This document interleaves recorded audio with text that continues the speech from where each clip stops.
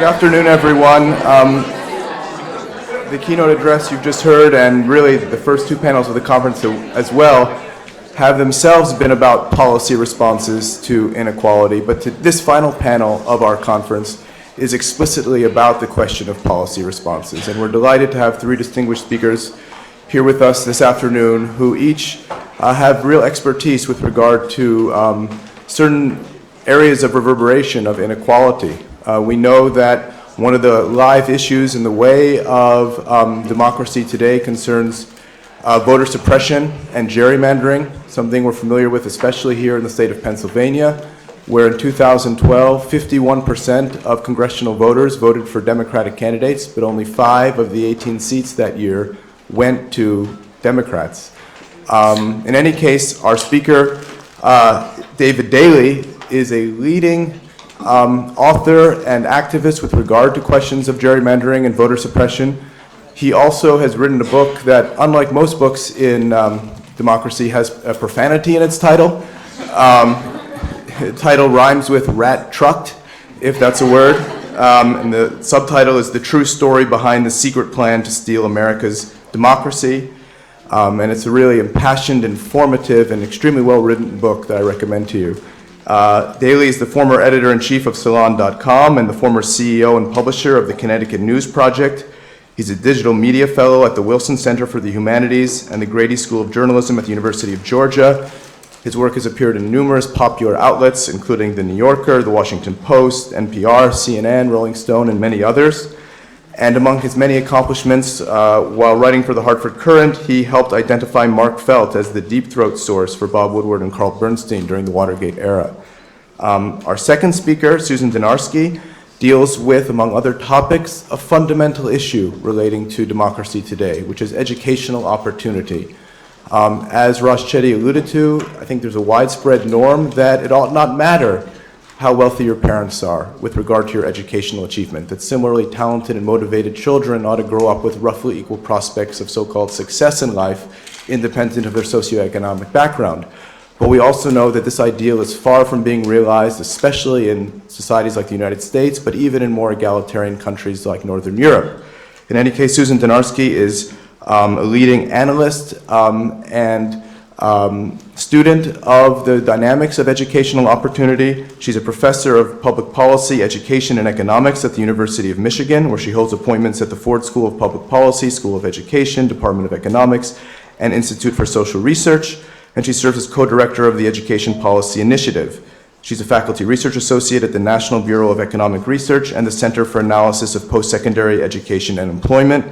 And she's also a non-resident senior fellow in the Economic Studies program at the Brookings Institution.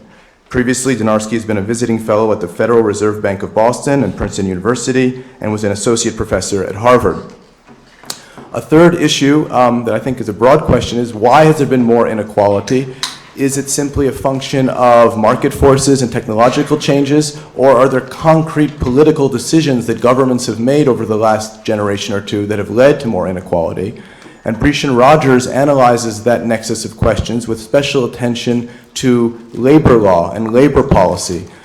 We know that there's been a dramatic decline in the incidence of strikes in this country and also in union membership. And Brishen analyzes this transformation with special attention to the way in which various regulations have made unionization more difficult. He is a visiting associate professor of law at Georgetown Law and an associate professor of law at Temple University Beasley School of Law and a fellow at the Roosevelt Institute. Brishen is currently writing a book on these questions relating to labor law and improving the capacity to organize in unions in a book project called Rethinking the Future of Work, Law, Technology, and Economic Citizenship.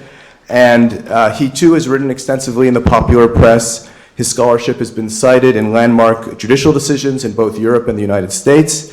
And he has a history of being an activist in addition to being a scholar, and has worked previously for affordable housing campaigns as well as for fair wage policies, including justice for janitors. Thank you. Let's give a round of applause for our guests. Thank you for being here. And we'll begin with David Daley. Thank you very much.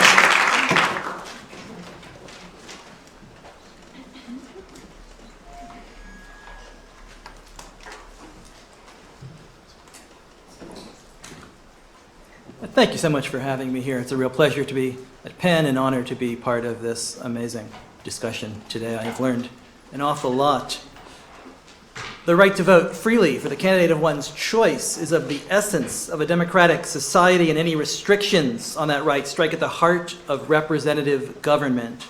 And the right of suffrage can be denied by a debasement or dilution of the weight of a citizen's vote just as effectively as by wholly prohibiting the free exercise of the franchise.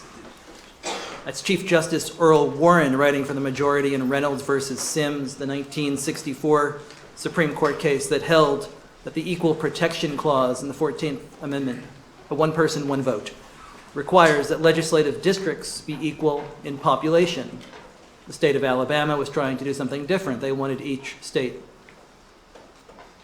member of the state Senate to represent an individual county. It didn't exactly work out fairly as far as population.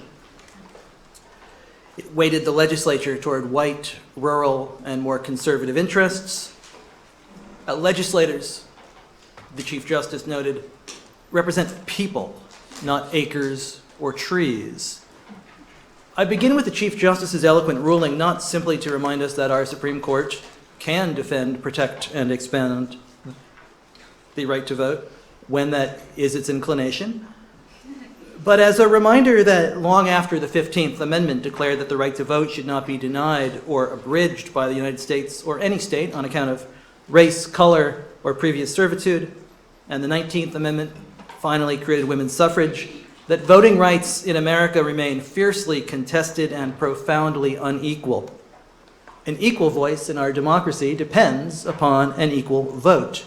When that vote itself is corrupted, it hollows out the very foundations and meaning of representative democracy, and just as disastrously, it undercuts our faith that every voice matters and ultimately is counted. It's very easy to have that faith be undercut these days. Once again, we live not in an era in which the right to vote, the very notion of how easy it should be to cast a ballot, what barriers should stand between a citizen and this most sacred of rights, varies from state to state. It varies in the color of your skin, your age, the kind of ID you have, the political party that is drawing your legislative district. But this is also an era of deeply entrenched and enduring minority rule. Right now, 59 million Americans, that's almost 1 in 5, and all of us in this room, are in a state where one or both chambers of the state legislature is controlled by the party that won fewer votes in the 2018 election. Widespread minority rule in Michigan, Virginia, North Carolina, Ohio, Wisconsin, and yes, right here in Pennsylvania.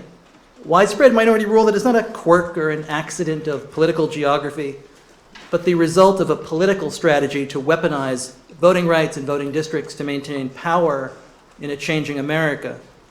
This is a crisis of democratic legitimacy that I'm not certain we're paying enough attention to, even as it unfolds before us day after day.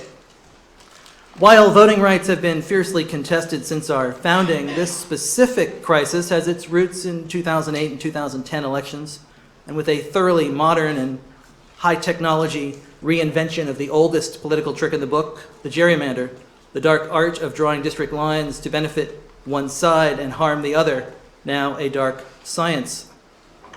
How effective have these lines been even in 2018, the fourth election cycle since these maps were redrawn after the 2010 census? They've provided an effective Republican firewall in state legislatures and given the GOP a decided leg up in the race for Congress. This is the state of democracy in Wisconsin, where in 2018 Democrats elected a Democratic governor, a U.S. senator. They swept the statewide office, and they won 200,000 more votes for Democratic Assembly candidates. That picked up one seat, and it nudged the Republican majority there down to just 63-36. There are very real public policy consequences from this. Ohio, Georgia, Missouri, Alabama, states that have advanced heartbeat abortion legislation this year that were wildly out of step with citizens even in these red states, are 4 of our most gerrymandered states. In Michigan, when Republicans won the governor's office in both chambers of the state legislature in 2010, they gerrymandered district lines so effectively that Republicans held 9 of 14 congressional seats through 2018, even in years when they won almost 250,000 fewer votes, and held control of the state house in 2012, 14, 16, and 18, despite losing the popular vote. The legislature there quickly and dramatically expanded the state's power to take over financially struggling municipalities and place them under the control of an emergency manager. Angry voters toppled that law on a November 2012 ballot initiative, concluding that it gave the state too much power to usurp local control, run roughshod over local officials, and undermine existing union contracts. 1 month later, lawmakers ignored the public and reinstated that emergency manager program. Then in 2014, the manager appointed to run Flint, Michigan, changed the city's water supply to the Flint River, decided against installing corrosion inhibitors to properly treat the water, saved about an estimated $140 a day, and also sparked a lead contamination crisis and an outbreak of Legionnaire's disease that killed 12 people, sickened hundreds of children, and resulted in criminal wrongdoing charges. Michigan's legislature was willing to act with such impunity because the politicians had effectively insulated themselves from the voters through redistricting. School kids drank poisoned water, in part, as a result of uncompetitive districts that effectively locked in minority rule. It is often said that when politicians gerrymander, what they do is choose their own voters rather than voters choosing their own politicians. But it's much more insidious than even that. There have been academic studies this year that show that the most gerrymandered legislatures pass more restrictive electoral laws, less environmentally friendly policies. They resist enactment of the Affordable Care Act. It leads to worse health outcomes for the poorest citizens. So how did we get here? We want to talk about the brilliant but destructive strategy that laid the groundwork for so much of our current political dysfunction, about the technology that makes today's gerrymanders so much more effective and severe than any other time in our history. But I also want to talk about the citizen-led fight for voting rights and structural reform, these topics that used to be considered wonky and made people's eyes glaze over, reminded them of falling asleep in civics class, so much so that my publisher required a vulgar title for a book about gerrymandering. But it has fired up America's grassroots and led to real change. This is not to say that gerrymandering is the only problem in our inequality crisis, of course, as we have learned today about so many of them, but that it is one of the most important and misunderstood, and that if we don't understand the difference between today's high-tech gerrymanders, the steroidal age of surgical district lines crafted with the help of sophisticated mapping software and terabytes of voting data, and all of the gerrymanders that have come before, that we're missing something crucial about the radical inequality that has been baked into our political system, under our noses, under the guise of politics as usual. Historically, this has been about power, not partisanship. Democrats drew such wild gerrymanders in California in the 1980s that the congressman who held the pen referred to them as his contribution to modern art. But in 2010, 2011, something changes. These aren't the old Elbridge Gerry gerrymanders anymore, like the state senate districts around Boston back in the 1810s that gave it its name. They aren't even the gerrymanders of a decade ago. We're better at gerrymandering now than we've ever been. The computers are faster, the data more precise, our voting patterns easier to predict in this era of polarization. We saw in Professor Chetty's brilliant talk those census tracts and just how a city can change,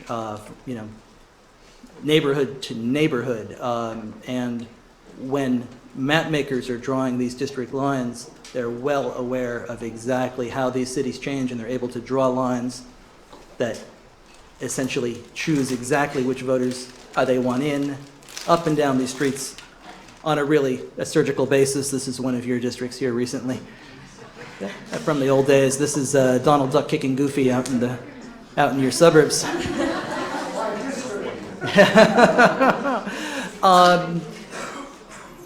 It hasn't always been like this. So districts like this gradually form as the result of technology. It's not necessarily sorting, because this is how that district emerged from when redistricting to the next.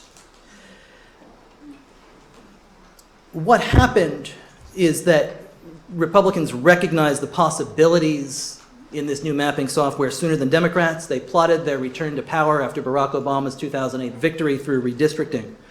It's a story of two elections and how differently the Republicans and Democrats responded. 2008 brings Obama a Democratic supermajority in the US Senate and a renewed majority in the House. It's the first time that more than a quarter of the American electorate was non-white.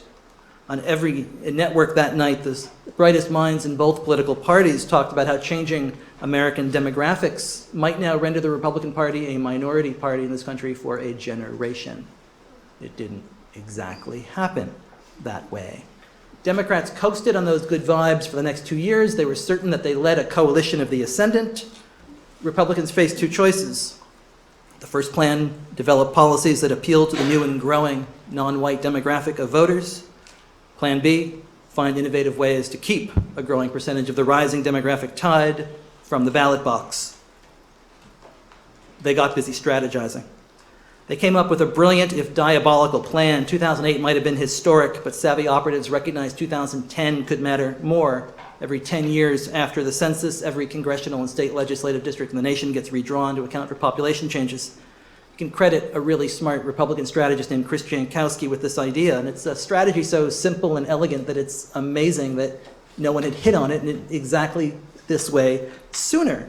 You target these relatively inexpensive state Senate districts with the goal of flipping legislative chambers, controlling the redistricting process in as many states as possible. You lock the other side out of the room wherever you can, and then you draw yourself districts with this new technology that locks in the gains for the next 10 years. Chrzanowski told me in this book that if we continue to underperform in this multiracial world that is going to be America and the white voters are going to be a clear minority, the Republican Party will cease to exist. This was the spreadsheet that they sold the plan with to donors. How do we create 20 to 25 new Republican congressional districts and solidify a Republican congressional majority? Answer, control the redistricting process. They told their fundraisers exactly what they were going to do. They called the plan REDMAP, an apt acronym for the Redistricting Majority Project. And in 2009, as this plan began, this is what a state legislative breakdown looked like across the country. This is what it looks like after 2016. It hasn't changed much since. This is a very, very effective plan. It may be the greatest political heist in modern American history. It's a bargain. They spent $30 million on this. You can't lose a small seat in the US Senate in a small state for less than $100 million. For $30 million, Republicans buy essentially a hammerlock and a big advantage on the US House and these huge supermajorities in blue and purple states nationwide. This has played out over the course of the last decade. But while so much of this starts with gerrymandering, it doesn't stop there. Gerrymandered legislatures, the first thing they often do is go after voting rights. 25 states have instituted strict new voter ID laws since 2010. When the Supreme Court ends preclearance in 2013 in the Shelby County case, the very next day, some of these states are ready with new voting restrictions. In Texas, Ohio, Georgia, Indiana, hundreds of thousands of voters have been purged from the rolls for something as minor as a middle initial that doesn't match in a state database.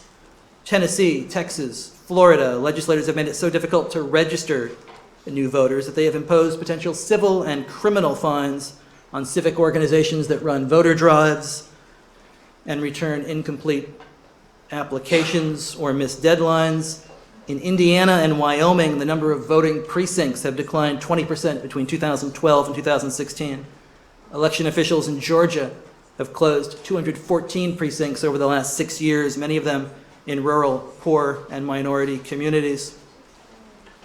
The next frontier is the use of citizen voting age population to draw state district lines in the 2021 redistricting, as opposed to using total population. The advantage of doing that is you essentially take all of the non-citizens out of the equation, take anyone under the age of 18, out of the equation, and you are left, once again, with a much whiter electorate.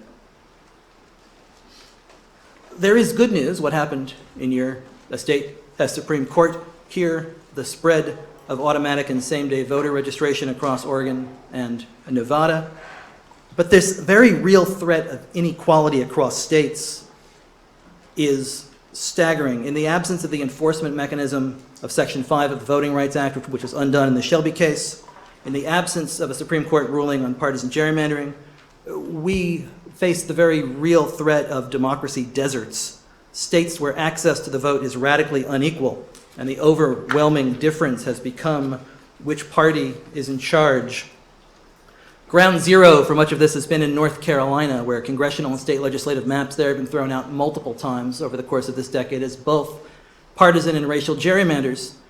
Those maps were redrawn by the Michelangelo of modern gerrymandering, the Renoir of rigged redistricting, the late Thomas Hoffler. I just came into 4 hard drives and 18 thumb drives of his documents. This is the cache that revealed that Hoffler wanted the citizenship question on the census so that the data would exist for using citizen voting age population in 2021, and wrote about it in the New Yorker a couple of weeks ago. What it shows is the relentless determination to steal every advantage, to use race data to seal that edge, and how all of this interlocks. And a taste of this, some of which people haven't even seen. Republicans take over the state legislature in North Carolina in 2010. They entrench themselves with the maps. They immediately pass an omnibus voting bill that establishes voter ID, guts forms of early voting. They studied the kind of identification that racial minorities and college kids were least likely to have. It turns out that was a driver's license, so they mandated that. And here's what I found on Hoffler's hard drive. All of the specific information about the driving distance to the DMV, college enrollments showing student home counts. It just, NC college voters by zip codes. You can just see again and again all of these tables, the distance by age to driver's license offices, distance by race.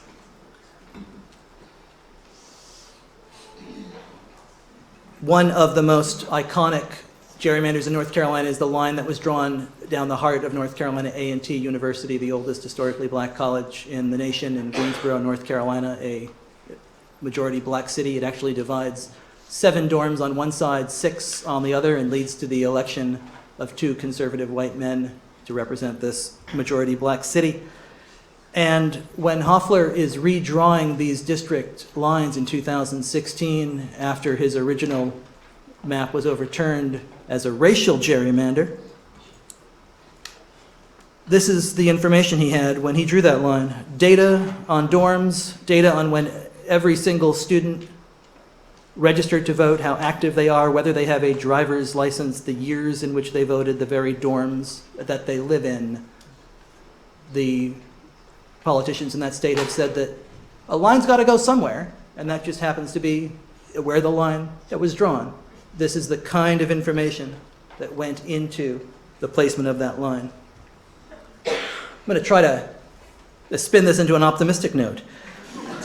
There is a determination to fight back. Michigan won an independent redistricting commission last November, 62% of state voters approving a nonpartisan, all-volunteer effort to amend the state constitution. Began with a Facebook post by a 28-year-old woman, ended up as a revolution. In Florida, 64% of voters approved an amendment that would restore voting rights to the state's 1.4 million former felons who served their sentence but permanently lost their civic voice. I spent much of last year working on a new book embedded with these democracy organizations in Utah and North Dakota, watching Native Americans organize desperate, heroic efforts to preserve their voice against similarly surgically focused voter ID bills. These efforts were not led by politicians or parties. They began with regular people. These battles were not easy. They were challenged in court. They needed to overcome legal claims, multi-million-dollar negative ad campaigns funded by the DeVos family and the Koch network, and powerful special interests equally determined to defend their status and their influence. But they won. They won in Idaho, they won in North Dakota, they won in Michigan, in Florida, huge non-partisan supermajorities backing these kinds of big, important electoral reforms. A lot of them have been undermined since then by gerrymandered legislatures determined to hold on to their control. But of course they have. These struggles are as old as our nation, and they go on. Our frayed democracy, far more fragile than we realize, will not be healed with any single election or made whole with any one victory. Progress must not be measured by any individual win, but by the number of battles and people engaged. Keeping a democracy, it turns out, requires a lot of work. For far too many of us, that work halted after 2008. We assumed the election of our first black president perhaps meant that many long American struggles had ended, that our voices must be raised every 4 years in presidential elections. That is, Dr. King said, the arc of the moral universe would bend towards justice, but perhaps on its own. Turns out it bends when we grab it and we pull on it. What these stories show is that when regular citizens unite and fight for the kind of democracy they want, that there isn't a kind of structural barrier that won't tremble a little bit in its wake, and that these battles on behalf of what's right, led by millennials, by former felons, by suburban women, by Americans of all ages and races who refuse to believe that creating change was something someone else did or beyond them, are the proof. There is an unrigging underway, and I hope that it leaves you with a spirit of optimism and hope. Thank you. Do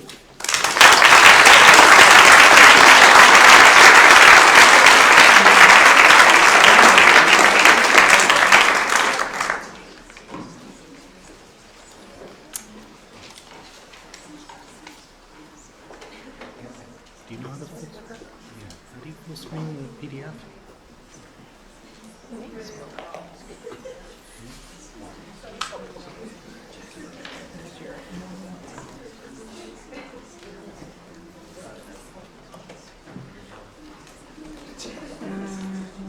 don't know how to, I'm a Mac person, so I don't know. No.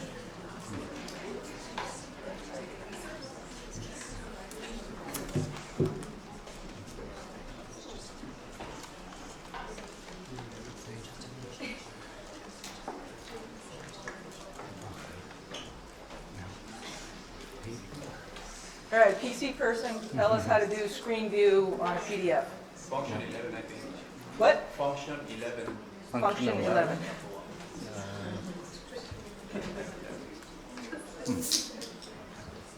Yeah. It says it's full screen. There we go. That looks, you know, whatever. Can you see it? You can see it. I think we're good. That's fine. All right. And you can hear me. Okay. My research is very much close to that of Raj Chetty's. We work on related topics, so there's going to be a bit of a continuum after that depressing break between Raj's work and mine, you know, except for this completely depressing piece. Michigan is rarely a sunny spot, but in this case it is. So Michigan has had some great progress in the past few years. The pattern we've seen in the talks throughout the day has been problem, solution, problem, solution, problem, solution, and I'll continue that emotional roller coaster. So we're going to start out depressing, and it'll get better, I swear. All right, so I'm just going to use this, I think. All right, I'm going to start by showing you some statistics on inequality in education. First, some historical perspective. If we look at college attendance over time, that's this red line. What proportion of the population has touched college at all? Take a birth cohort, what proportion has touched college at all? And you can see a steady march upward over time, you know, where it's up to like 66% towards the end there. That's a mix of both more people graduating high school, and then among those who graduate high school, more of them going on to college. The blue line underneath, though, is the share who get a BA. And I'm focusing on a BA, or BS, a 4-year or higher graduate degree, because when you look at the earnings distribution in the US and you look at where our incomes have been growing more and more unequal, the line is a college degree. And in particular, it's a 4-year degree and above. Really, it's a graduate degree is where a lot of the earnings are pulling away from the rest of the distribution. But since you need a BA in order to get a graduate degree, I focus a lot of my work on inequality and BA attainment. You can see that that has been growing more slowly than has the attendance. If we look at how this differs by income, so now we're, as did Raj, I'm connecting the income of a adult back to the income they grew up with. So take a look at kids and see who goes on to college, who gets a degree, and look at what their incomes were when they were teenagers and split it up into the bottom poorest 25%, the top richest 25%, and the middle. And we have 2 cohorts. This is the NLSY. We already saw this earlier today. And we're tracking over time, longitudinally, whether these kids go on to college. We've got a set of them who were born in the early 60s and a set born about 20 years later. And so the upward shift is that more people are going to college, right? Overall, just about everybody's going to college more. The slope is that there is a strong relationship between whether somebody goes to college and the family income they grew up in. And it looks about as strong in both periods, right? It's like sort of this red line, it's as depressing for the later cohort as it is for the earlier one when you're thinking about inequality, right? So, down the bottom here, 19% of the poorest kids were going to college if they were born in the early 60s. That went up to 29%. For the top income kids, it jumped from 58% to 80%. Where the real inequality has been emerging has been in whether people actually graduate from college. So we've seen more democratization of college attendance than of college graduation. So what we have here is everything's the same, except now instead of just touching college, it's do you graduate with a BA? And here we see that this top line is getting steeper. Right, that there is a steeper relationship for the more recent birth cohorts between family income and BA attainment than there was for college attendance. The likelihood of actually graduating from college is about twice as high for folks at the top of the income distribution as it is for the bottom if they attempt college. So, and one thing that didn't make it into my bio there that it explains why you see me working on this stuff is that I'm down here. I'm not quite old enough to be in the 61, 64, but I'm close. 5% of my neighbors, my friends, got a BA. That's rocketed up to 9% for a more recent cohort. Right? And this is during the era of the Pell Grant coming online. This is when student loans were coming online. Community colleges were opening. This is when we were opening the doors to college, and it went from 5% to 9%. At the top, by contrast, it went from 36% to 54%. The growth in BA completion is concentrated at the top of the income distribution. If you look at the growth in graduate degree completion, it's even starker. The further you go up, the starker it gets in terms of income. And in terms of selectivity, if you looked at the selectivity of the school that they graduated from, again, it's even steeper than this is. Okay? So big differences in income by income and who gets a BA. Now, part of that is about the opportunity that these kids had when they were younger and the academic preparation they ended up with coming out of high school. This depicts the growth over time in the gap in reading test scores between children whose parents are at the 90th percentile of the income distribution versus the 10th percentile of the income distribution. This is in standardized test score deviations. So if you remember your normal distribution. So down here in 1940, there was about a half of a 0.6 6/10 of a standard deviation difference between the scores of kids at the top and the bottom of the income distribution, and it has grown. It has not shrunk. It has grown over time. It has just about doubled. Okay, so in terms of preparation coming out of school, the kids at the top are pulling away, and they're more able to get into the elite schools from which you can actually manage to graduate. Here's some good news early on in my presentation. The black-white gap has been shrinking. It's like this scissors pattern. So this is the same thing, except now it's a black-white gap. That has been shrinking over time. So the income gap has been growing. The black-white gap has been shrinking. So part of the problem is that the poorer kids come out of college, come out of high school with lower test scores, with few of the courses that you need to go to college. But even when they do succeed in high school and they end up with strong academic preparation, they are still considerably less likely than their advantaged peers to get a BA. So here we have 3 socioeconomic groups. It's not just income, it's also occupation, a few other things, but bottom, middle, top. And then we also have what were your scores, your pre-college scores. Lowest 25% up to highest 25%. And the most striking statistic I see, and then this is the share of these kids who end up getting a BA. So the most striking statistic I see on this is that for the low-income kids who have the highest scores, the probability of earning a BA, 41%, is the same as it is for the high-income kids with the below median scores, 41%.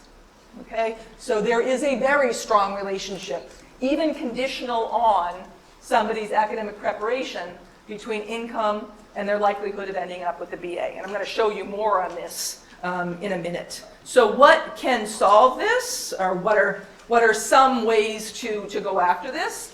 This is actually very much in the spirit of what we were hearing this morning about the prenatal clinic, right? Where some of if you just let the patients ask about a treatment, you tend to replicate inequality in health.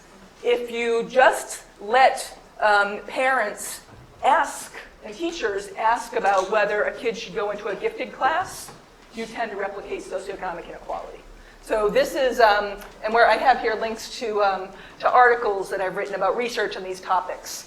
So when you let kids choose whether or not to take the SAT, high-income kids take the SAT and low-income kids do not. When you test everybody for the SAT and the ACT, you all of a sudden see a whole lot of low-income kids, non-white kids with high test scores appear.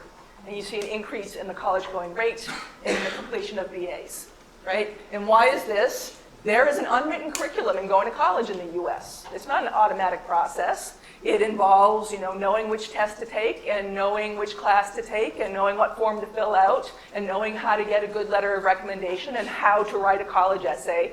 All of this unwritten curriculum intensifies and supports inequality, right? So writing down the curriculum and making it structured. So what we saw in the prenatal clinic was that when you created a policy that everybody was talked to about vitamin D, you saw an increase in a reduction in the income gradient and the healthcare take-up. Similarly, when you structure it such that, look, everybody's taking this test, you see a reduction in the gradient between college attendance, college completion, and income.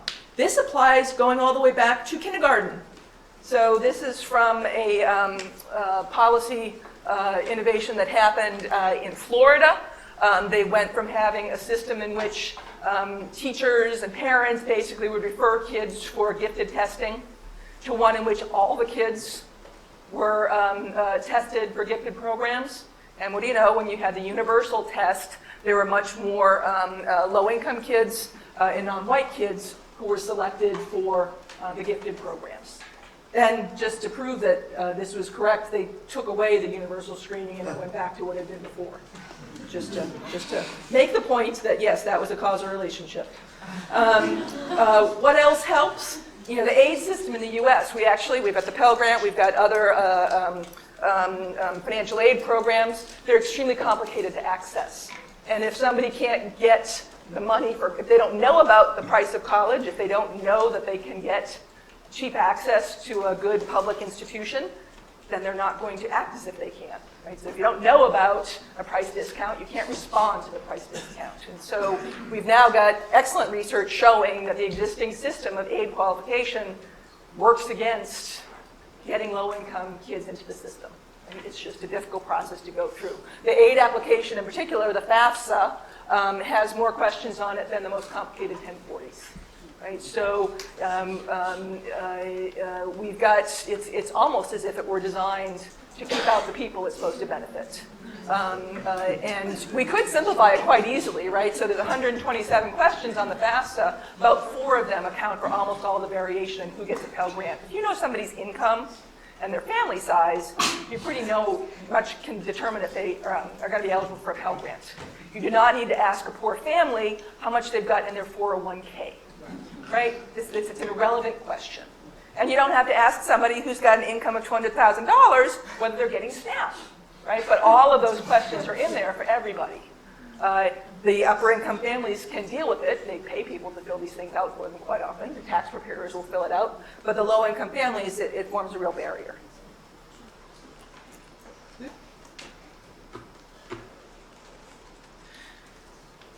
Having financial aid, so if you get financial aid into people's hands, doesn't do a student any good if they don't have a high quality education to take it to.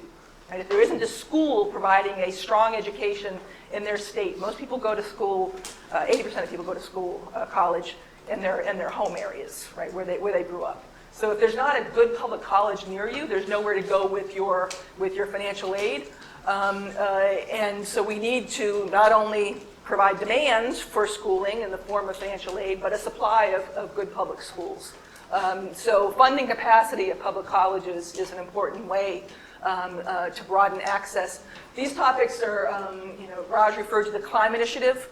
So that's the getting more low-income kids into college and through college, making college a better opportunity. This is a partnership with schools across the country trying to understand why some schools are engines of social mobility and some are not. Many of the key engines of social mobility in the higher education system are the large public systems, CUNY, for example, and some of the UCs. So, we need to provide financial aid. Free tuition doesn't do you any good if there aren't good colleges to go to. In fact, it could make the difficulties at these schools worse if we make school free, but we don't fund the schools themselves. For-profit schools have caused enormous problems, especially for low-income populations. They have very high dropout rates. They basically don't pay off at all in the labor force. People take out enormous loans, tend to default on them. We tend to see people go to those schools when their local public schools are not properly funded.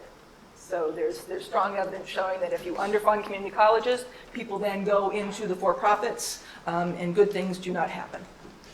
Okay, so that was an overview of a bunch of policies that research has shown are effective. I'm now going to show you a slightly deeper dive on a policy that I've been working on to increase the representation of low-income students at the University of Michigan.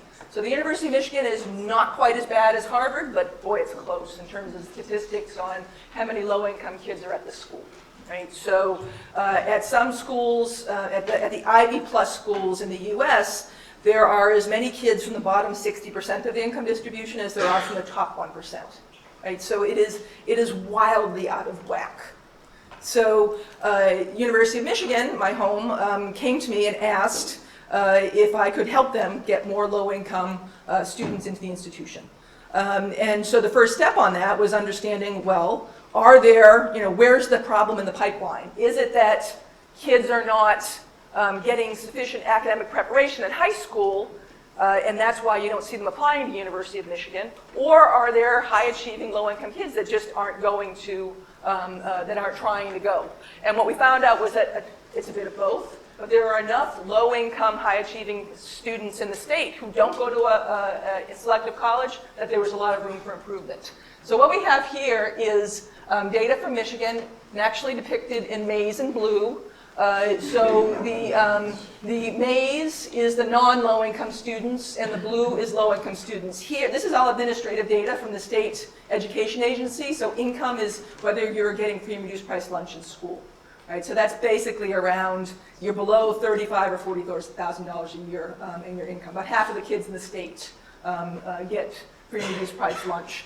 And in particular, and we're also, so we're looking here at those two populations. We're only looking at those who have GPAs and ACTs that would put them in the neighborhood of getting into the University of Michigan. We don't have deterministic admissions, but who would they recruit? Who would they send stuff to and encourage them to apply? So these are pretty high-achieving kids.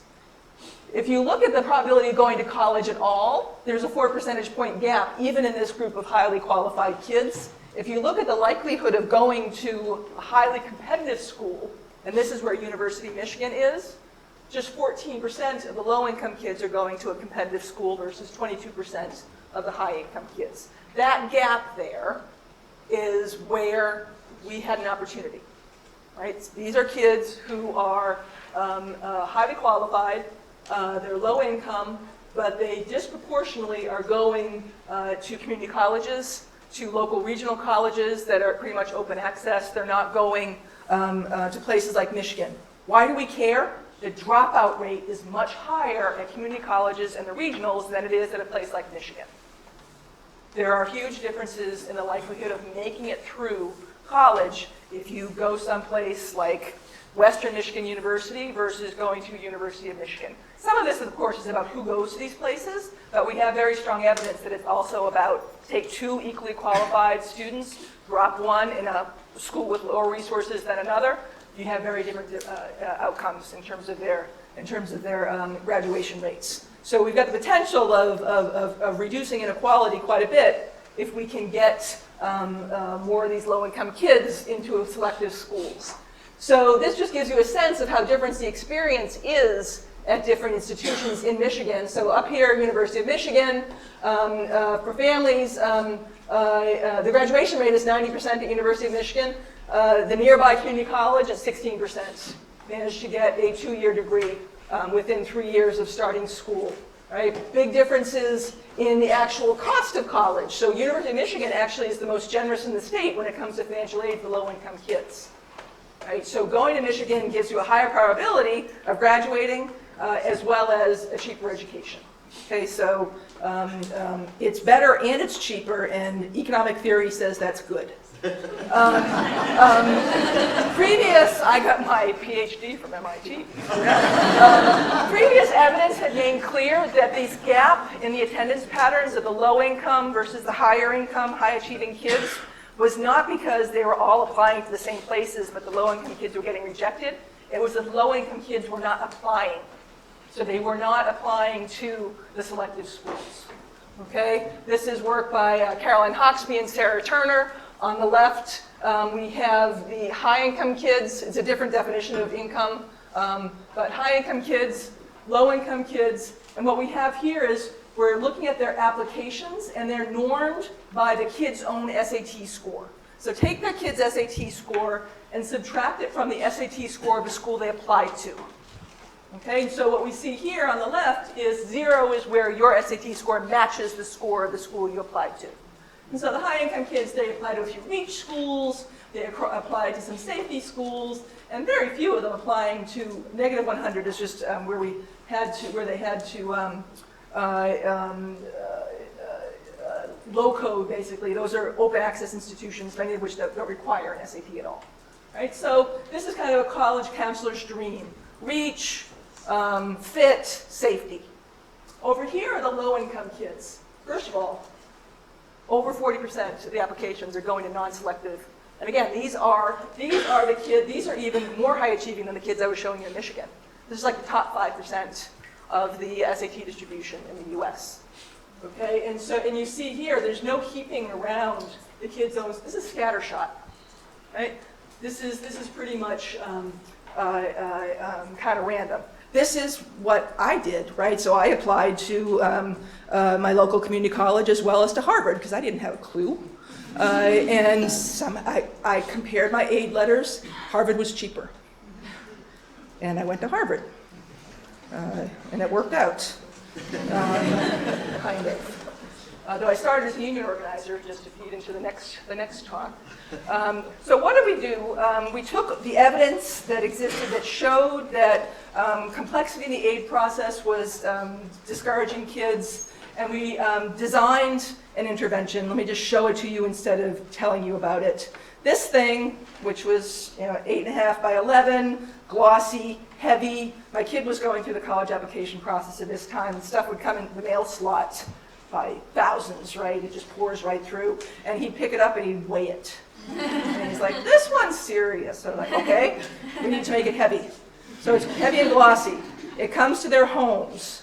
You open it up and it says 4 years of free tuition if admitted to the University of Michigan. Basically, we're guaranteeing them 4 years of free tuition. Now, all of these kids are free and reduced price lunch eligible. If you look at the aid received by kids at the University of Michigan who had been eligible for these, they all were getting free tuition. They were also getting living expenses. We weren't adding aid, we were just guaranteeing it. So we were turning this, you're probably going to get a lot of aid, to we guarantee you're going to get the aid. And you're going to get 4 years, but you don't need to fill out the FAFSA, you don't need to fill out the profile. It's yours if you get in. So that's basically all this did. And so financially, it didn't cost the university pretty much anything because it turned an expectation into a guarantee. It shifted the riskiness from the student and the family over to the school. And here are the results. This was a randomized trial that we did, right? So we tried it out. There were 2,000 kids who met our, low-income kids who met our criteria. They were in 500 schools across the state. And we randomized at the high school level. Half of the high schools got this, half did not. It was delivered to their homes. Their parents got a letter as well. Their principals got a letter saying who was eligible. For those who didn't get the packet, 26 applied to the University of Michigan, and for those who did, 67% applied to the University of Michigan. If we then look at what share of them actually ended up going to University of Michigan, net of,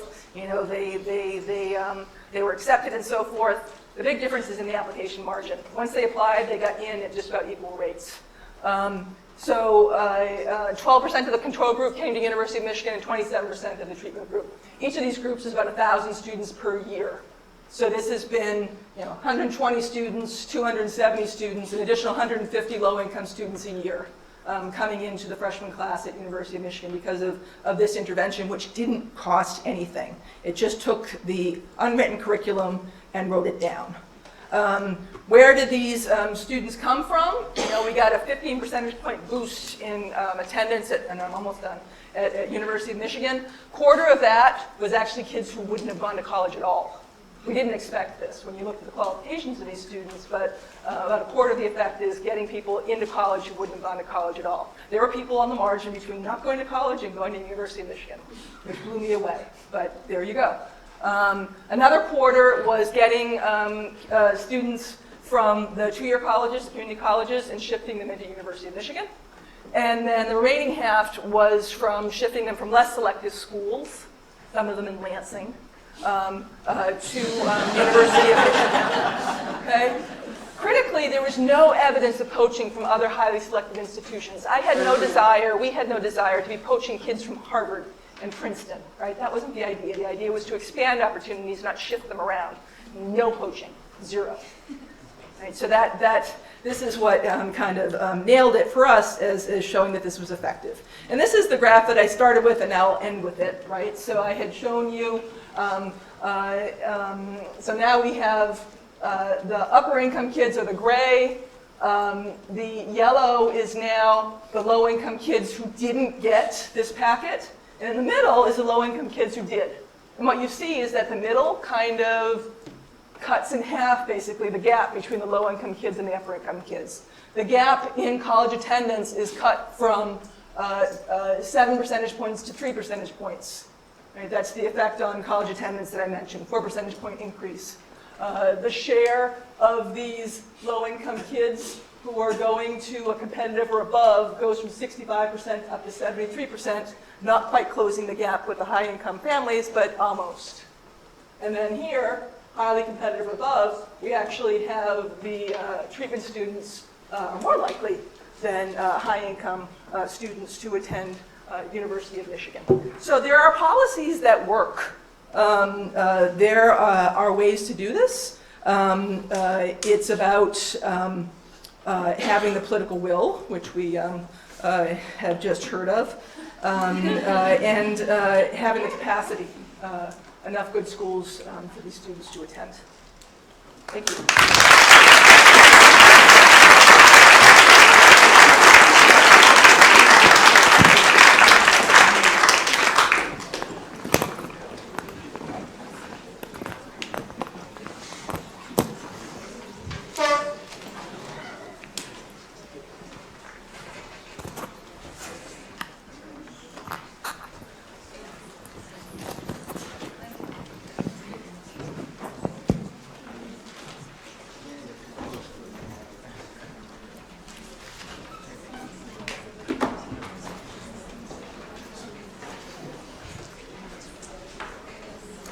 Okay, thank you so much. I've just really, really enjoyed the conversation so far today, and I'm thrilled to be here. Can you see me? Oh, we're on. Oops.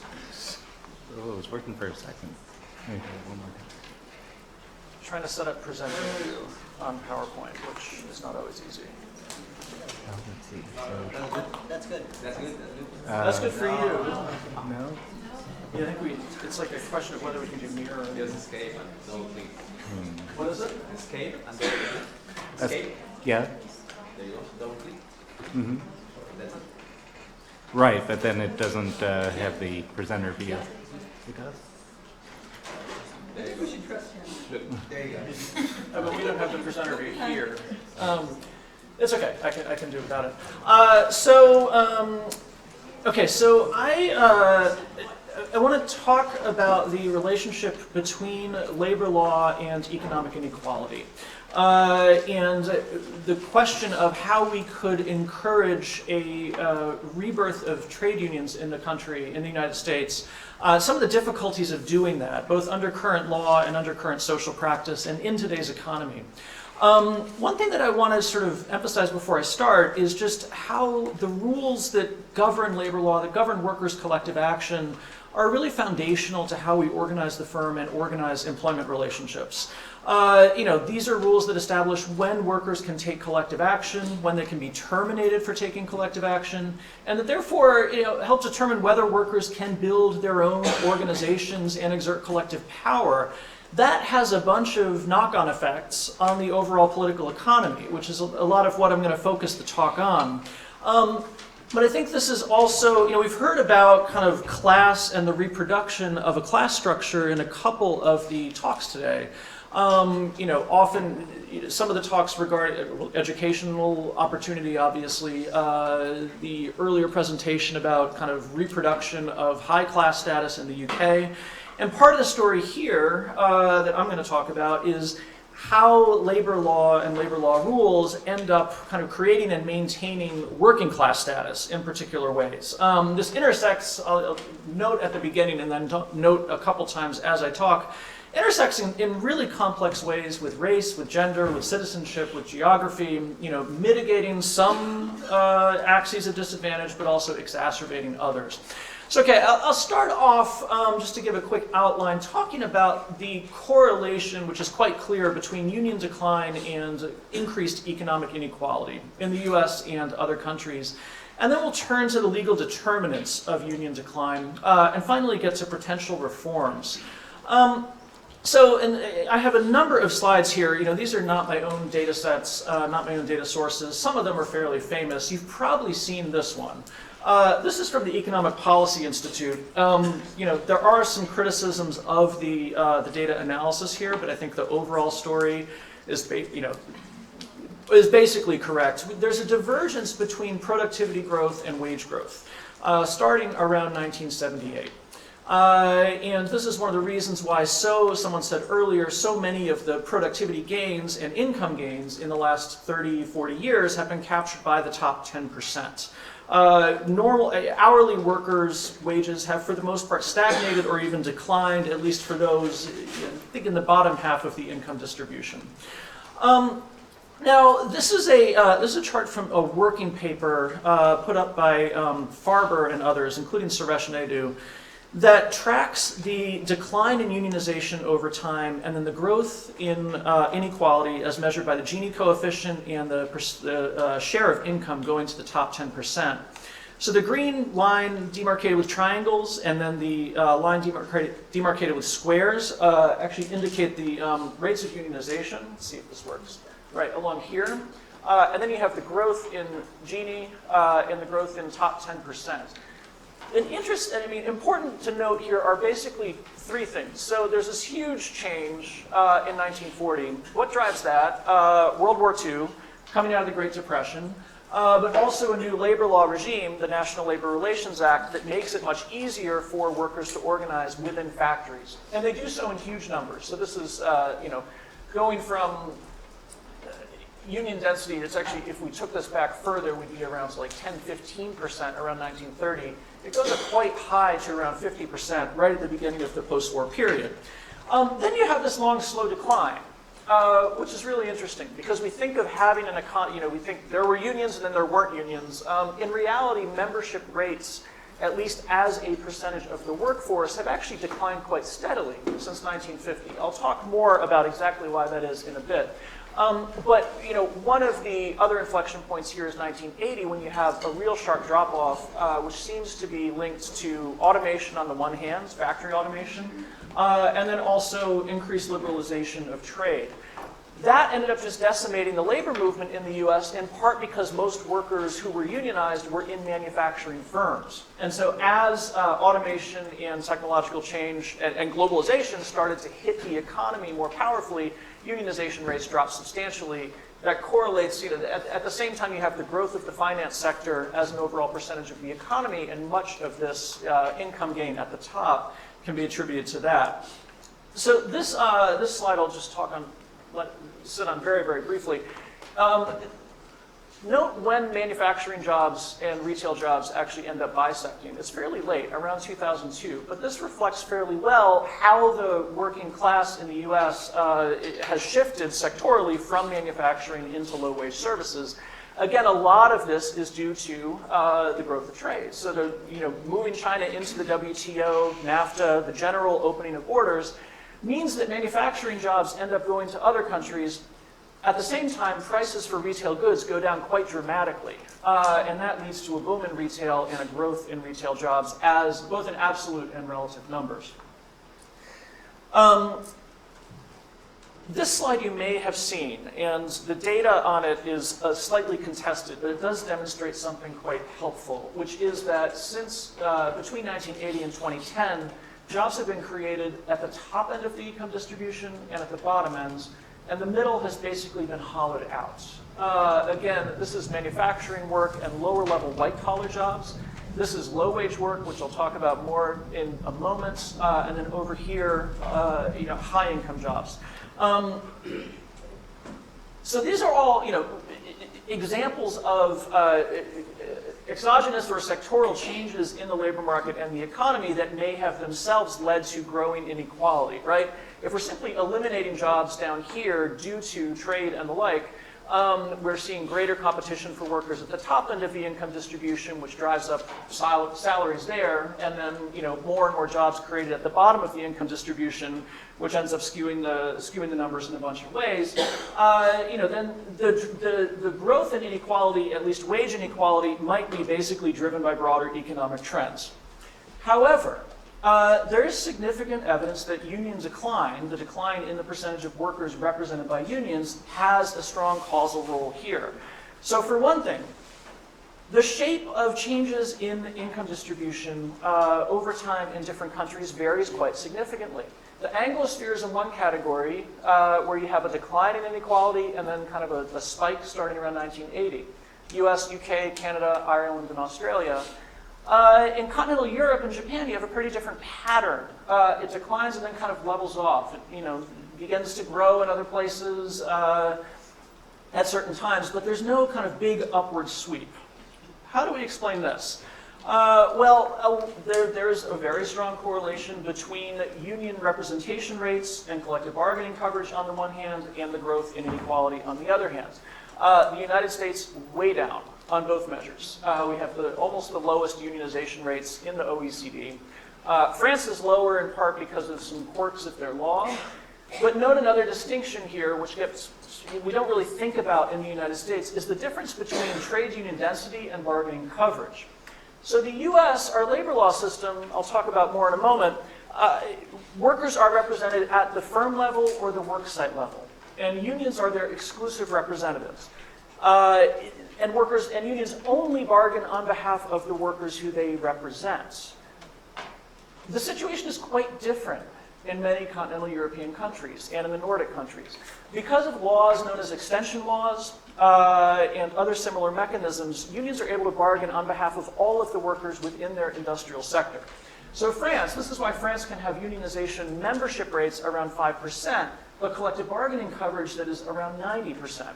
When the metal workers union bargains, the terms of that contract are actually extended to the rest of the metal workers in the country.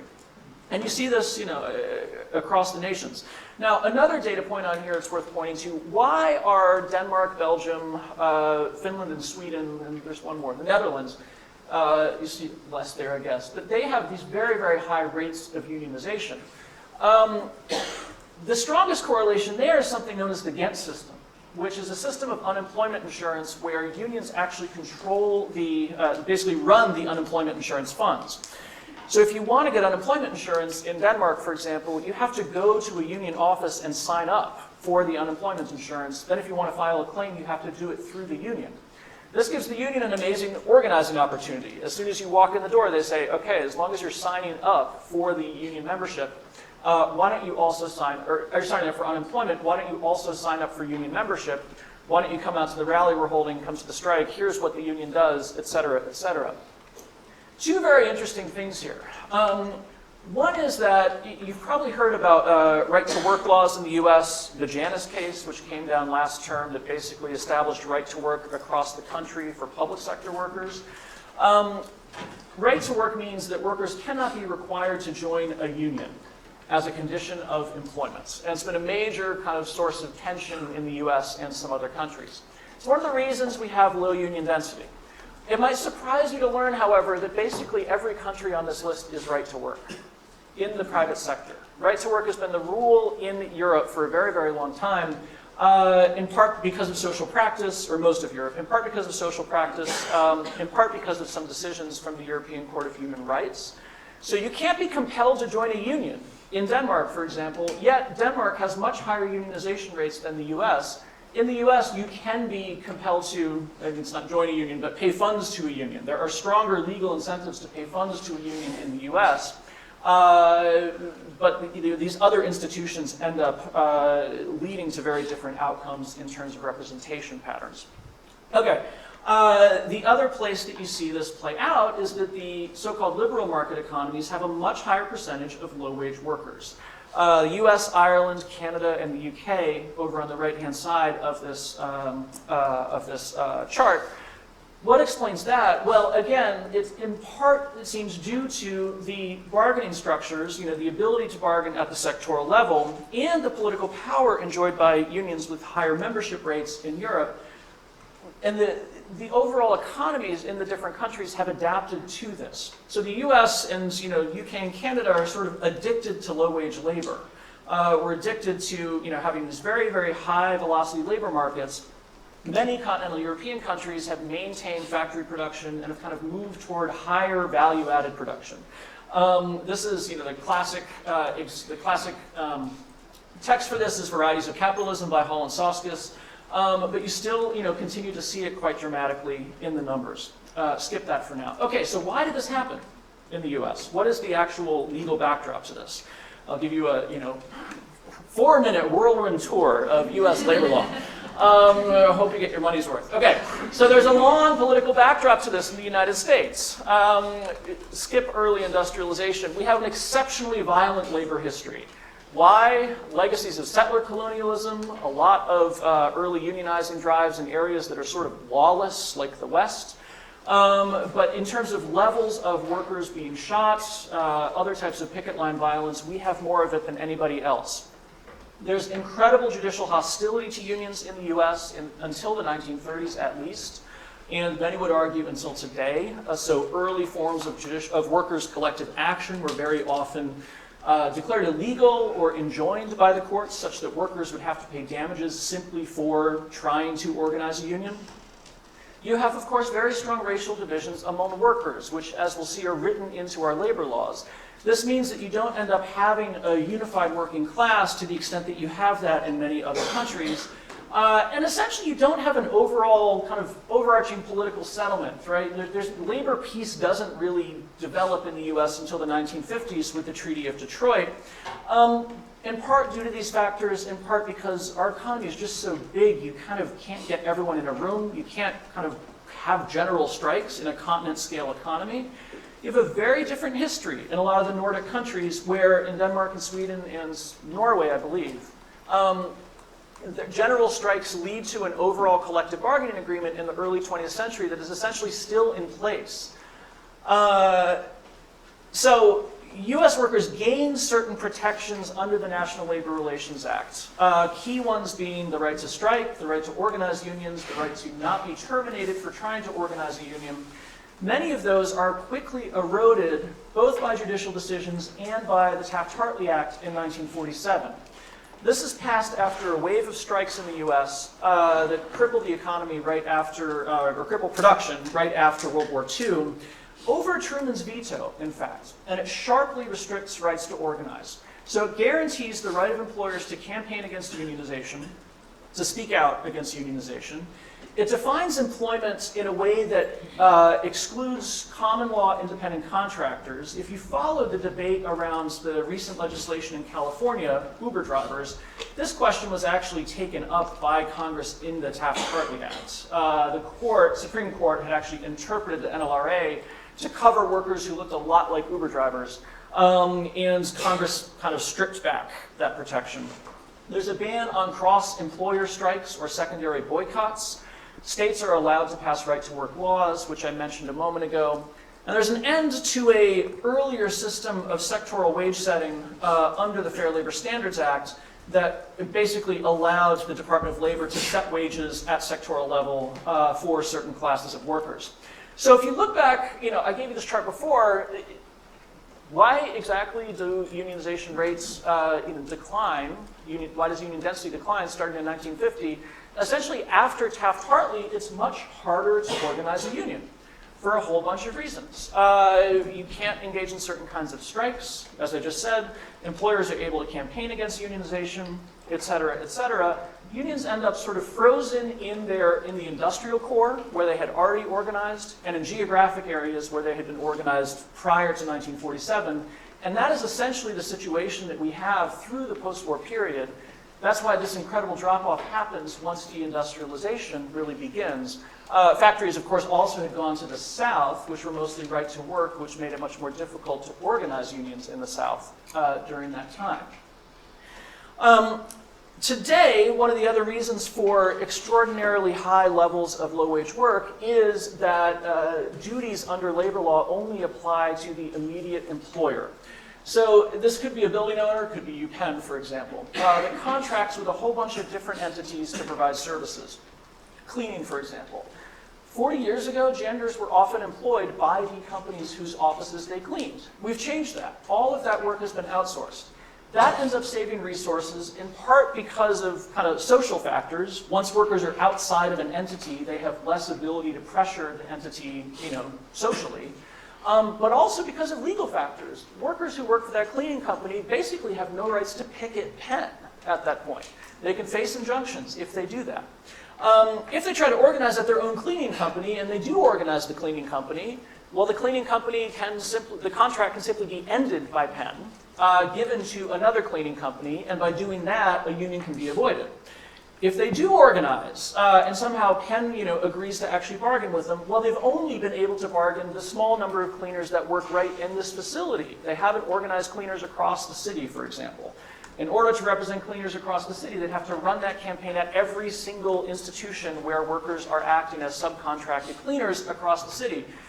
You can do it, but it's really, really, really hard. And if you think about expanding that to a national scale, you can start to understand just how difficult it is to organize in the US. So this is franchising. Same principle. McDonald's is not one company. McDonald's is thousands of companies. There's corporate McDonald's. There are some franchise locations or stores that are owned by corporate McDonald's. And then there are the independently owned franchise McDonald's. Workers at independently owned franchise McDonald's are not employed by McDonald's corporate, so they have no legal rights against McDonald's corporate, for the most part. I'm a lawyer. You always have to qualify everything you say. Everything's for the most part, probably, likely, etc. But still, the National Labor Relations Board and Department of Labor have essentially said in the last 6 months that they have no rights. Skip over this for now. It gets a little complicated. So what exactly do we do here? How can we reform labor law in a way that better matches the current economy? One of the complications, and this is what I had on prior slides, is that it's difficult to change one institution at a time because institutions are, of course, embedded and co-evolve with other institutions. One of the things that labor law scholars have been trying to do, especially in the last couple of years, is to take some lessons from other countries' labor law systems and try to adapt them to the United States. There was a consensus for a long time that what we needed to do was make it easier for workers to unionize. You might have seen this. There's an organizing drive going on at Delta. Delta sort of put these and handed them out to flight attendants, saying union dues cost $700 a year. You could buy a video game system. Wouldn't that be a better use of your money? The union responded, it only costs $1,200. It's sort of a brilliant piece of marketing. I'm not endorsing the threat of violence. But I put this up there because it gives you kind of the tenor of what unionization fights are like in the US. I know I'm about out of time. There was a long consensus in labor law that what we needed to do was make it easier for workers to unionize, make it harder for employers to terminate them when they try to, make it impossible for employers to replace them when they strike. And I think that a consensus has kind of emerged that that's simply not enough in today's environments, that workers won't be able to build power at scale through that method under current law and in today's economy. So I wrote a paper, I'll wrap up with this. I wrote a white paper on all this last year for the Roosevelt Institute with co-author Kate Andreas. We proposed 4 sets of reforms. The first is what was on the prior slide. Let's actually make it much easier for workers to unionize. The second is let's extend coverage to all vulnerable workers. That includes the kind of fissured and subcontracted workers I talked about a moment ago, but also, crucially, agricultural and domestic workers who have been excluded since 1935 from the protections of the NLRA. Let's restore the right to strike. You can ban permanent replacement of striking workers. You can permit secondary boycotts. Interestingly, the latter doctrine that you can only take industrial action against your immediate employer only applies to unions. It does not apply to other civil society organizations. It's a very clear First Amendment problem that, of course, we can't win at this court. But then finally, trying to move towards sectoral bargaining. And just a moment on this, part of the theory is there are a lot of low-wage workers in this country making less than $15 an hour, and a lot of them either work for or adjacent to very large corporations. If you can get those companies into a room, you can set standards effectively with only a couple decision makers. It's a huge political fight, but if you get the state, the Department of Labor, kind of putting a thumb on the scale, that can work. There's 2 ways to do that. One is to empower the DOL to actually kind of set up administrative bodies that set wages at the sectoral level and give workers a voice in that. This is known as wage boards. And the other would be to make it easier for workers to build multi-employer bargaining units or regional bargaining units. That is more complicated, but it's certainly an option a lot of people are considering. I guess the point I'll leave you with is, there's been a tremendous sort of shift in opinion on this just in the past couple of years. So many of the major presidential candidates have now come out and endorsed some version of this, in part because of the broader concern around economic inequality. Whether that translates into actual legislative change is, of course, another question. But this is a place where the Overton window has shifted pretty dramatically in the last couple of years. Okay, thanks a lot, and I look forward to your questions.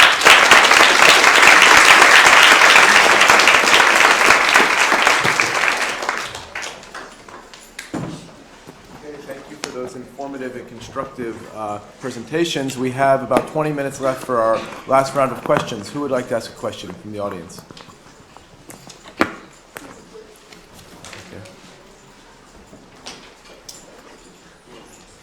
Hi, I have a question for Professor Dynarski.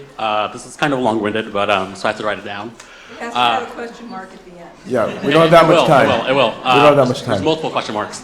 I was wondering if you could talk about test optional policies or eliminating the SAT and ACT. Here and elsewhere, you've advocated about making the test screening more economically accessible, but why not eliminate that barrier? I know Kelly Oxrossinger and her colleagues have done research showing that test optional policies may actually make colleges even more selective.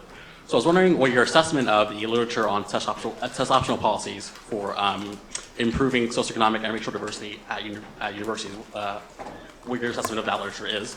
Furthermore, Rossinger's research, as well as sociological literature like that of Joe Phelan and Bruce Link, suggests that if a barrier to socioeconomic or racial parity is removed, a new barrier will emerge. If that is the case, should we be focusing on making these barriers more easily surmountable rather than eliminating them entirely? For example, should we eliminate the SAT or ACT, or just make them universally accessible? Okay. Okay, so do I need to do anything to this, or is it? Blow spit on it. So, the only thing worse than a standardized test is no test at all, right? So the only thing worse than having SAT-based admissions is not having any standardized measure of a student's achievement at all. I mean, look at what went on in the college cheating scandals, right? Some of it was about cheating on the SAT, and that's what Felicity Hoffman got busted for. But a lot of it was cheating on the other dimensions of what gets you into college: essays, letters of recommendation, sports positions, right? So the jockeying to get into the most elite schools is not around SAT. It's around this sort of more informal curriculum. If anything, the SAT is one of the levelers, right? Everything else is much more unlevel than the SAT is. So your ability to go to a summer archaeological camp is much more unequally distributed than any SAT scores are. So the evidence shows that when you institute mandatory SAT, you see more low income and non-white kids going to college and graduating college. So whatever the theories you might construct, that's what the empirical evidence indicates. About a dozen states have these mandatory policies and even more school districts. It turns it into something that people know how to do it. It's clear what you need to do in order to excel and get into college. And the punishment for a long-winded question is I forget the second one. Well, maybe we'll add another question to the mix and give you all a chance to respond. Right here, up front. Can I say? I also for Professor Dynarski. So I have like three simple questions. How were I know that they were Pell eligible. How were they high achievers identified? How does the non-FAFSA fill-in works in terms of receiving other forms of federal financial aid? And what prospects do you see for this initiative to be replicated across other universities like Michigan? Okay, so Michigan is actually a state where the SAT is universal. So some of the evidence that I referred to comes from the state of Michigan. So we have, and I work with the state of Michigan, their Department of Education, so we together were able to look at the administrative data that had information on students' GPAs and on their test scores and identify those students who were high achieving. The same data have indicators for whether somebody's eligible for free and reduced price lunch, So without anybody having to proactively write out an application, we could push out to the low-income, high-achieving kids this offer, rather than waiting for them to come. If you wait for them to come, go through the application process, that is what tends to replicate the inequality. Once we got them in the door, once they were accepted to Michigan, Michigan and other schools are very good at making sure students fill out their FAFSAs. So 95% of these students actually ended up filling out their FAFSAs. It just shifted it around. So right now what happens is, you know, you're not even going to apply to some place like Michigan because you don't think you're going to be able to afford it. And on top of that, there's these forms you have to fill out to even apply, right? So it shifts that to the end instead. You've been accepted, and you're going to get even more money if you fill out the FAFSA, and they do. Talking to a whole bunch of states and schools about replicating this. Okay. Right here. It's a question for Brishen. Hasn't a part of the decline in unionization been due to the fact that lots and lots of jobs over the period of time you were discussing moved out of the country to lower wage places? And could you comment on that? Yeah, absolutely. I mean, I meant to highlight that a couple times in the talk with globalization. So certainly the decline, that's one of the reasons why you see that fairly steep decline starting around 1980 when borders really start to open up more significantly. I mean, I think there's sort of, it brings up two quick points, which I'll make. One, you know, our labor law has never, hasn't really taken root among white collar workers in the same way that, or unions haven't taken root among white collar workers in the same way they have in some other countries, particularly, again, the Nordic countries where white collar workers are very often unionized.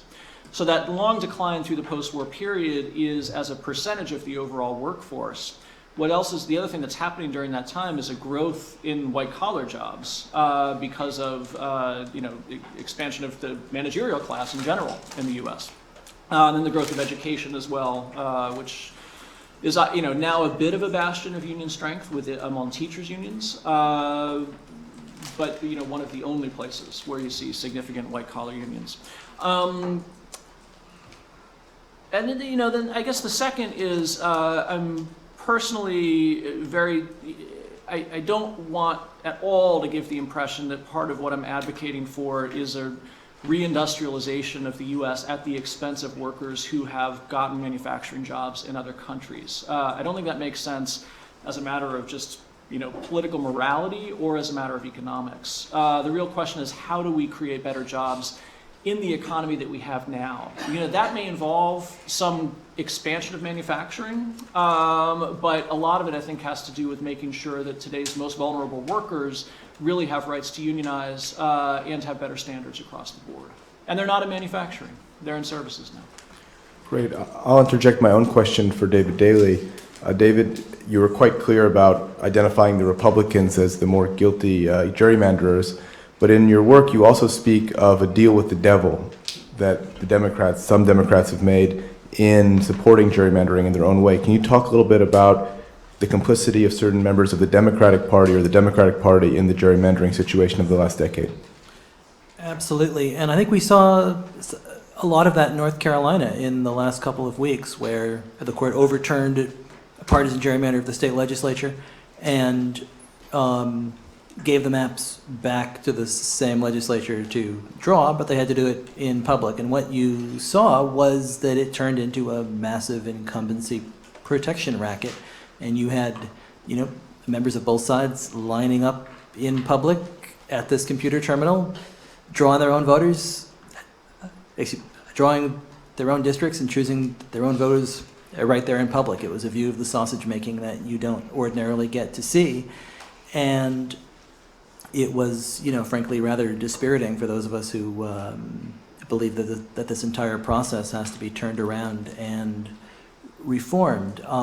What you often see is that the party that is in power wants a fig leaf of bipartisanship on these maps. So they'll go to a handful of members of the other party and they'll say, we're drawing 5 or 6 really safe seats for your side. Whoever votes with us gets them. Whoever doesn't vote with them is going to be packed someplace you don't want to be.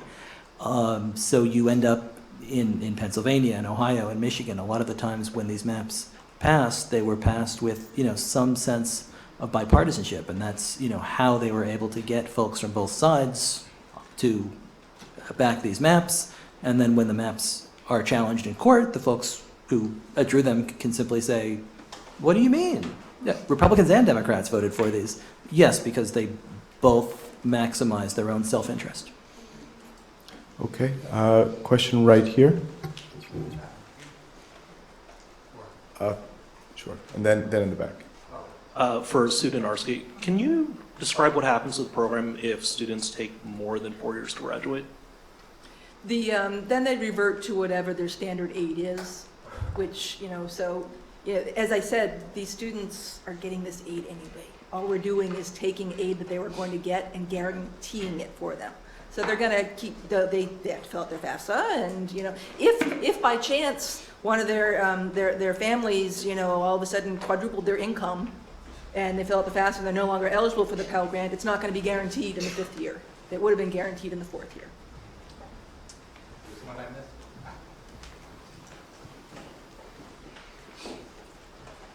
So this is a question about unions and where you can find the capacity to strengthen the law. The city of Philadelphia, there's actually an article in the Daley, Pennsylvania today about how the city of Philadelphia has tried to pass legislation saying any big contracting institutions in the city have to pay a minimum wage of $15 an hour. And asks, as part of that, all the universities were supposed to do so. Penn has not, the others have not. They're filing a complaint. I'm wondering if there's strategies around, it makes sense that big poor cities are going to try to raise their minimum wage as a way of addressing poverty. Are there cities around the country that have been more successful and have developed the capacity to do this? What would your advice to Philadelphia be? It's a huge political battle right now. Most of the audience has probably heard of the Fight for 15, which sort of led among fast food workers, but it's expanded to low-wage workers generally, and that's been the group or group of groups pushing for $15 minimum wages around the country. I guess sort of two quick observations on it. One is, well, why the turn to raising minimum wages around the country rather than pushing for labor law reform? Part of the reason is that in the private sector, the federal government has exclusive jurisdiction over labor law, over collective bargaining law, at least for most categories of workers. That means that employees of Penn are governed by federal law, and the state of Pennsylvania can do very, very little to encourage unionization and collective bargaining among private sector workers in Pennsylvania. So, advocates and unions turned to states and cities to try to, pass higher minimum wages and other worker protections that don't encourage collective bargaining.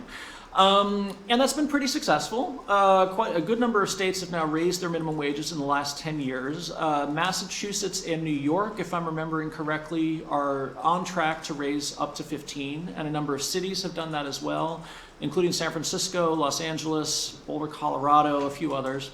But then the other point of pushback, and this gets to everything that David was talking about, is that localities have the ability to do that only pursuant to state law. And so the state of Pennsylvania has actually put in place a preemption law saying that Philadelphia has limited powers to raise wages in Philadelphia itself. This happened in Alabama. I'll stop after this, but it's a nice illustration. The city of Montgomery, or Birmingham, I think, passed a minimum wage. It was the first minimum wage in their history. The state had no statutory minimum wage at the time. A day after the city passed that minimum wage, the state passed a statewide minimum wage of $7.25 an hour, which is already the federal minimum wage, and prevented cities within the state from passing a minimum wage higher than that. It's being challenged in court, but it's a tricky case because it's not clear that there is a civil rights violation, and that's a general exercise of state legislative capacity. So, it gets to the question of how we're allocating political power as well as economic power. And if the states continue to be, if districts are gerrymandered as much as they have been, it gets that much harder to even put in place local legislation along these lines. Can I throw in one thing that connects the unions and these two issues? So back in the day, in the early 70s, the minimum wage was high enough and state legislatures kept tuition low enough that you could work over the summer and earn tuition, right? So it's the very fact that wages are so low and that we have no safety net. So when for a family, as for somebody who's got kids who wants to go to college, they have to be thinking about how they're going to pay for their families, how they're going to pay for childcare, how they're going to pay for food. And that all gets loaded onto the student aid system. And so there's a lot of pressure on the student aid system. In other countries, income, basic income, guaranteed income is run by the Income Security Agency. And then the Department of Education is just having to deal with the cost of education. Yeah. With such a frayed safety net and such low wages, we have a lot of political pressure getting put on basically the education system. You've got the free college push and you've got the student debt forgiveness push because there aren't other places to insure low families against bad outcomes. And that perpetuates severe inequality across generations because people cannot move up the economic ladder without going to college, but if they simply cannot afford it, what are you going to do? Okay, we have time for one last question. Sigal? I just thank you all because it's really a fascinating discussion. I wanted to follow up with David Daley. How do you see the independent commissions for drawing the maps versus courts or other mechanisms? Are the independent commissions a part of an overall democratic revitalization effort, AVR, all of these other reenfranchisement, or should we just look at them as an independent goal? I think independent commissions are as good as they're designed to be. There are really bad independent commissions that are essentially incumbent protection rackets. The two parties just get together and entrench themselves. California has a really strong independent commission, and a new commission in Michigan is modeled very closely after that. And a good commission brings Republicans, Democrats, Independents, all kinds of people to the table. It requires transparency and public input and an open process, public hearings in which people are allowed to come forth and, talk about what makes a community of interest. A good commission has real standards to follow, serious criteria that are laid out in order as far as what they have to do in terms of drawing these maps. And they come to consensus. What's beautiful about California and Michigan is that you can't simply pass these maps with a majority vote. You have to have a supermajority of all three groups. You have to have real buy-in. So the commissioners have to compromise. They have to come to consensus. And in many ways, the process of drawing these maps ends up mirroring the kind of politics we might actually like to see. So when that happens, you can see real progress. It models behavior for the legislators who will be serving from those districts, and it just creates a more competitive districts with politicians who are incentivized to behave in a way that is involving reaching out and listening to everybody. Thank you. Well, we're going to wrap up now, and I want to invite you all to a reception outside of Wine and Cheese. And before we thank our panelists, I just want to reflect that this whole day of discussions has been very interdisciplinary and also very inclusive, including voices of scholars, journalists, activists, and also just concerned citizens from the broader public. And for those of you new to the Mitchell Center as the new school year starts, these are some of our core values, the interdisciplinary aspect and the inclusive aspect. I want to thank all of you who have come out today. I think your attendance really is credit to our speakers and their presentations and what they had to offer, but also a reminder that this topic of inequality is a very serious one that many people care about. and I hope this conference has been useful for that concern. I want to just thank one last time the program committee, Regina Austin, Martha Farah, Eric Orts, and Julie Lynch.